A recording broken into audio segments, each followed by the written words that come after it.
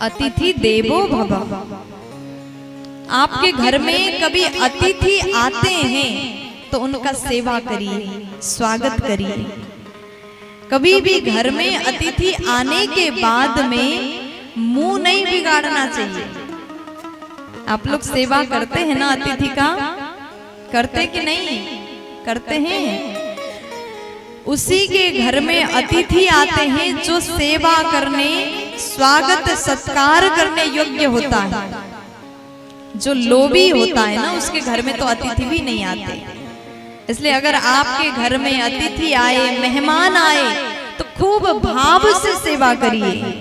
ये हमारे शास्त्र का आदेश है। स्वयं भगवान भी अपने घर में अतिथि आए तो बड़े अच्छे से सेवा करते हैं। एक बार एक प्रसंग मुझे याद आया, मैं आपको सुनाती हूँ। एक जोड़ा है, नई नई शादी हुई।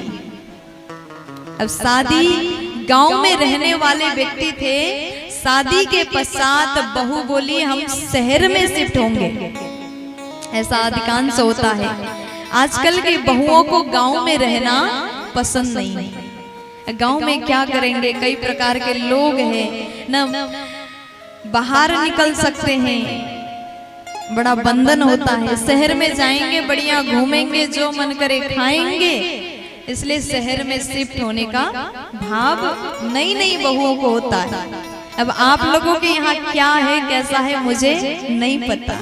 प्यार से बोलो, थोड़ा जोर से बोल दीजिए ना, मुस्कुरा करके बोलो ना जी। अब वो दोनों शहर में शिफ्ट हो गए, चले गए।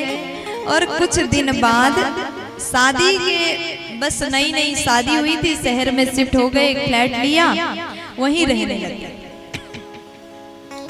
कुछ दिन बाद उस व्यक्ति के गांव का दोस्त आया, मित्र आया। मित्र कहता है कि मैं अपने दोस्त यहाँ है तो मैं कहीं और होटल में क्यों रूम लूं, इसलिए मैं आपके घर आया। वो बोला बहुत अच्छा किया, यहाँ आकर के हमें अच्छा लगा, खुशी हुई। अब तुम्हारी भाभी जी बढ़िया सेवा करें। अब नई नई शादी हुई है, मना भी ना कर पाए। उसने भोजन बनाया, पकवान बनाया, व्यंजन बनाया, बढ़िया स्वादिष्ट भोजन कराया। एक दिन हुआ, 2 दिन हुआ, 3 दिन हुआ। अब मेहमान का स्वभाव कैसा होता है, अगर अच्छा खासा सेवा मिले तो वहां मन लग जाता है।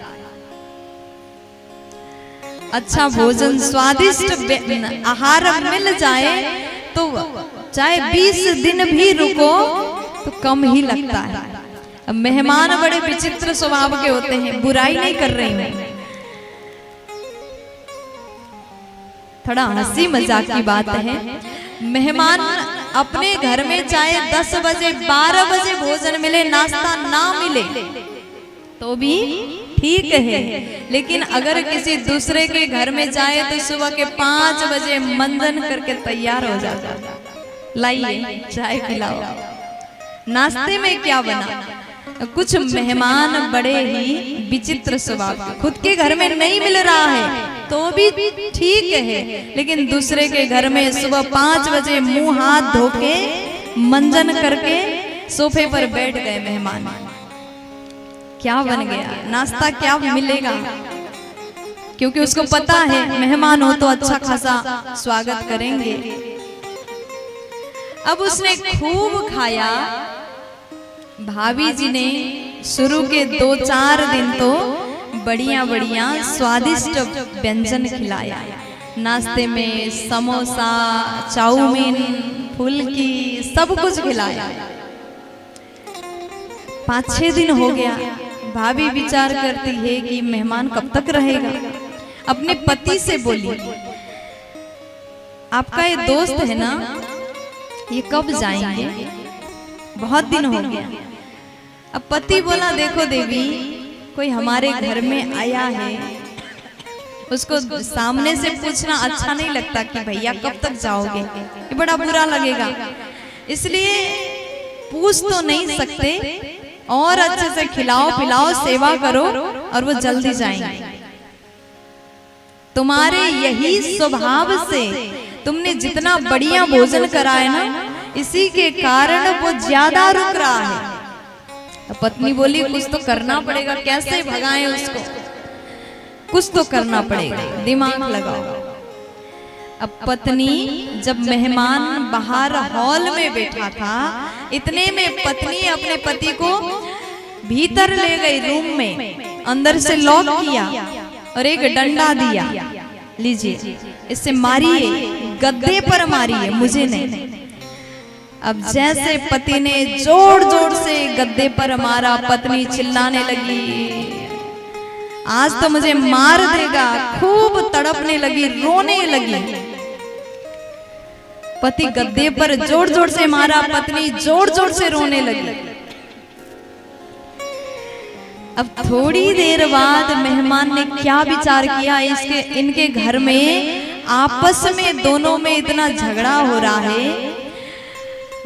झगड़ा करते करते पत्नी बोली आज मैं भोजन नहीं बनाऊंगी, पति बोला मत बनाओ। मेहमान सोचा जब नहीं बनेगा, इनके लिए, दोनों के लिए नहीं बन रहा है तो मेरे लिए कहां से मिलेगा। वो बाहर चला गया, अपना बैग उठाया, सामान बांधा और घर से निकल गया।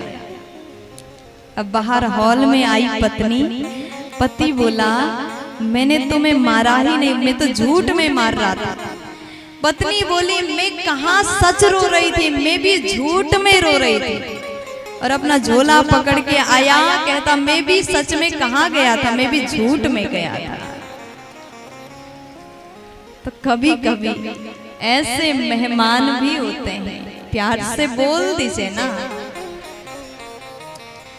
मेहमान को भी समझना चाहिए